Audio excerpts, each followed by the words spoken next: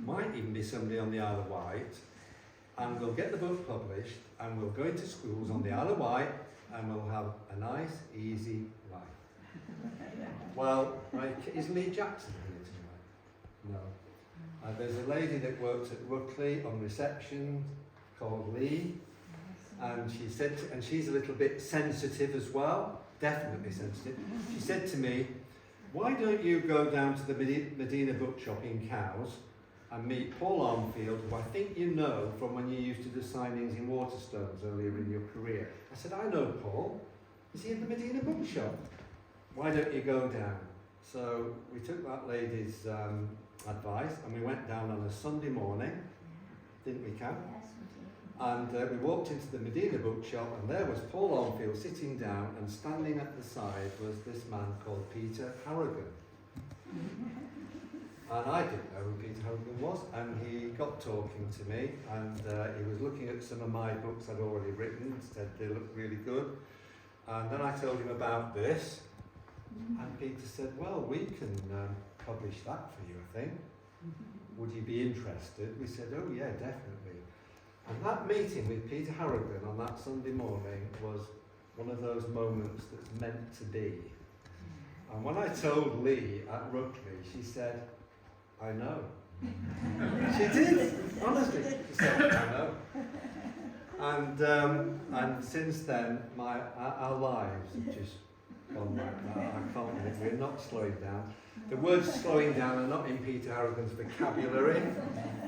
Words more like accelerate are. And one thing we've found on the island is that lots of people of a certain age are absolutely amazing, and they just want to live life to the full, do everything they can, and it's just amazing. I think the days where the Isle of Wight was a retirement island have long passed, and I'm so glad that we're now a part of it. So we got Peter on board. Paul did his amazing artwork, as he said, and then we got another amazing lady called Louise Drew, who is here. She's come all the way from Newbury. I'm not going to ask you to get up, Louise, and talk. You're okay.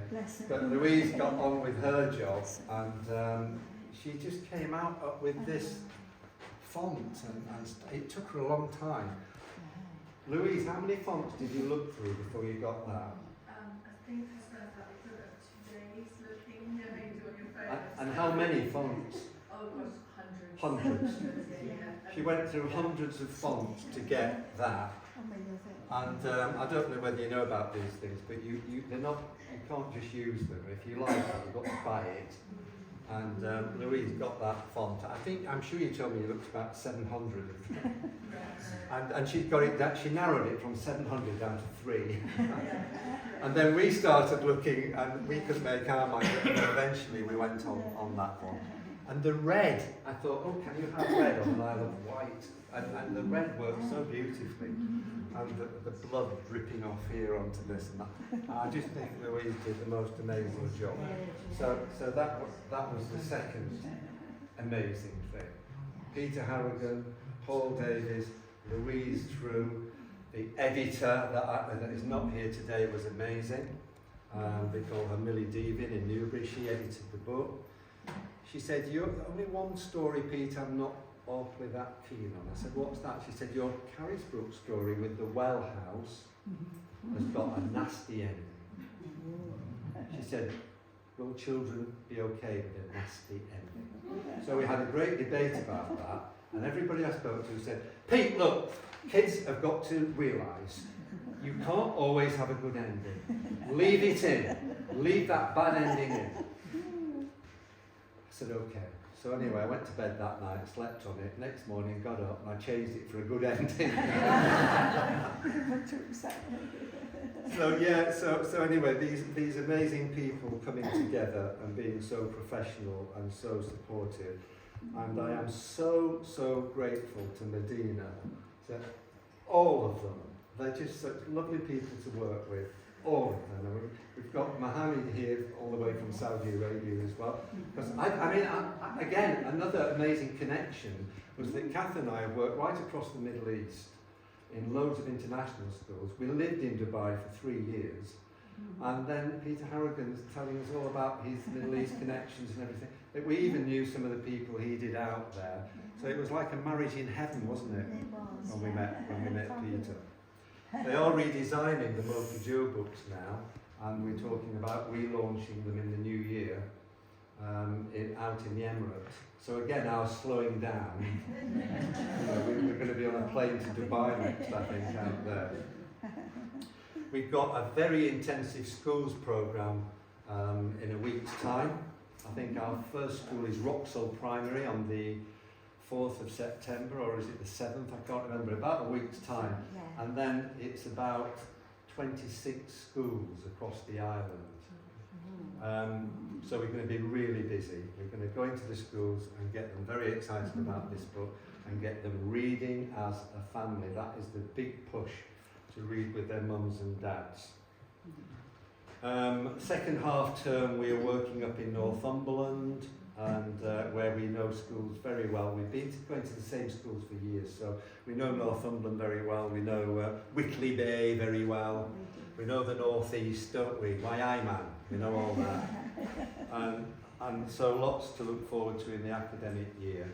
We've even been in touch with this guy called Chris Cheel, who's the head of English for the whole of the Hampshire schools. And he's going to have a look at this, and if he likes it, he's going to suggest it as a text for the Hampshire schools. And there are 500 plus schools in Hampshire. I mean, if you think about it, the Isle of Wight is going to be very interested. They're going to be very interested in Hampshire. And then even up in the north, I tested it on a school this in Doncaster just before the summer holidays. I said, who likes the Isle of Wight? They, oh, we go on holiday there. And they were really excited about it. And when I finished telling them a bit about it, they were so keen. So it's not a book that's going to be restricted to the Isle of Wight. No way. I am indebted to the teachers on the island, by the way. And we've got one teacher here called Lizzie Chambers. And Lizzie is the head teacher of Bembridge. She has done so much for me. She loves what I do. She's put the word out around the schools. And Lizzie got me 17 schools within the first session we did here. And that's now built to 28. And we're still working on other schools. And people are saying to me now, have you got the day school? Oh no, that's one I haven't got. Leave it to me. And off they go. So I think we're going to get them all eventually. And another teacher I'm indebted to is Nikki Sivier, who is here. And Nikki has been promoting me all over everywhere. And Nikki has done something really special. She's made a teaching resource for that book. It's amazing. And the teachers now can pick this resource up. They can do all sorts of things with the children along her lead, her English lead, with the book. I can tell you now, when you read the book, every story, there are 10 questions to see how well you've read it. Some of us could do with this. See how well you've read it. There are 10 questions on vocab, and there are 10 questions discussion for a deeper understanding. She's done that for every story. She knows that book better than I do. So I'm indebted to Nikki for that. Well, we're nearly towards the end already, but I've got a few little anecdotes for you, because going in so many schools, you can imagine I get some really funny stories. Who's heard of an author called Gervase Finn? Anybody? Yeah? Well, he's a northern author. Maybe you've not heard of him. He was a school inspector from Rotherham, Sheffield, like me. Should have been in the steelworks, like me. But he became a school inspector. And when he went round the schools, he got so many funny stories. He wrote books about them. And he's written about 10 books just on schools, funny things that they say. One of his most famous books, I'll not tell you the title, I'll just tell you what happened. He went to one school, Christmas Nativity. He said to a little girl, "Hello, lovey." He said, "You know the baby in that crib there? What's its name?" She said, "Wayne." "Our Wayne, my brother." "Why do you think that?" "Well, we all sing a carol every Christmas, 'Our Wayne in a manger.'" And he was so tickled by that, he actually produced a book called Our Wayne in a Manger. His stories are hilarious. I'll just steal another one of his stories. He went to a little farmer's boy who was supposed to be really bad at maths, and he said, come on, he said, come over to this window, look in that field. Tell me, how many cows can you see? And the boy said, I can see all of them. He's got some great stories. I thought I would give you 2 anecdotes from rough schools up north and 2 anecdotes from posh schools down south. So my first little story, I went to a school up north and they were a rough crowd, but they were lovely kids. And I told them how I became an author, how I should never have become an author, but I managed it, and I told them all my story. And at the end, a little girl came running after me. She said, Peter J. Murray, I just want to tell you, I think I want to become an author like you. I said, oh, that's brilliant. She said, well, let's face it, if you can do it, anybody can do it. And that's absolutely true.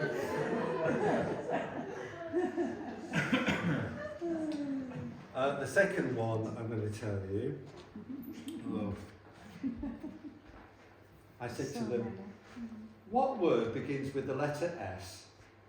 It keeps you right on the edge of your seat, so you can't move. Now, come on, somebody give me that word. Suspense, absolutely. It's not an easy word for some of the kids. They said scary, spooky, silence, and then one girl said suspender. Anyway, I kept going. That's not the end of the story. And I thought they're not going to get it. I said it begins with SU, so. And there was a little boy in year 3, I think he was about 6 or 7. And he was in front of me and he was sitting there like this.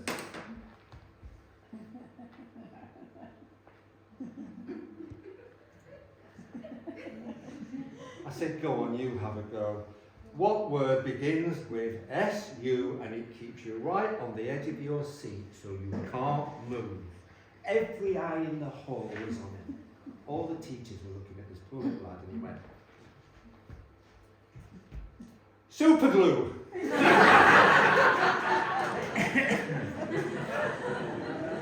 right, there's that move. So that's now a couple of posh ones with all the schools. Who's heard of the Dragon School in Oxford? Yeah. Derry, you've heard of that, wherever it is.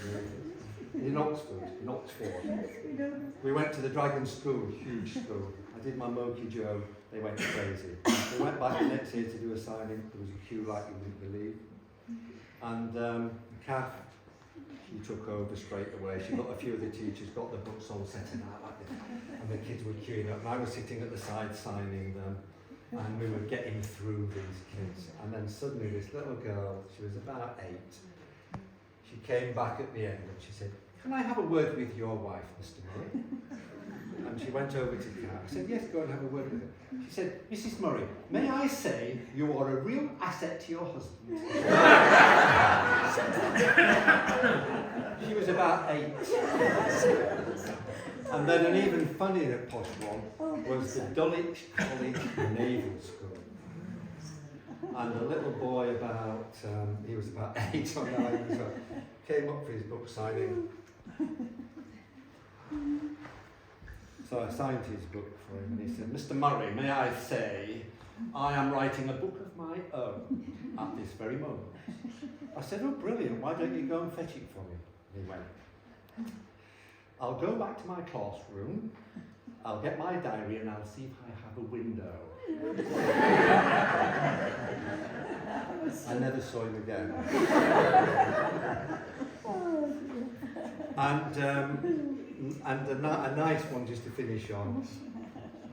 Don't ever mention goth in a school. Were any of you goth when you were younger? A bit goth? We'll be saying more about that later. Well, you know my stories of gothic horror, really. And I had a girl in one of the stories who was definitely a bit goth. I think it's book 2, Moki Joe, a Halloween disco. There's a girl comes dressed a bit goth. So I said to them, who knows what goth means? And this boy put his hand up and he said, I know all about goth, Mr. Murray. I know that the ladies, they have long black hair, they wear heavy eye makeup, sometimes they paint their fingernails black. They wear a long black dress, they have big boots, and sometimes even silver buckles on their boots.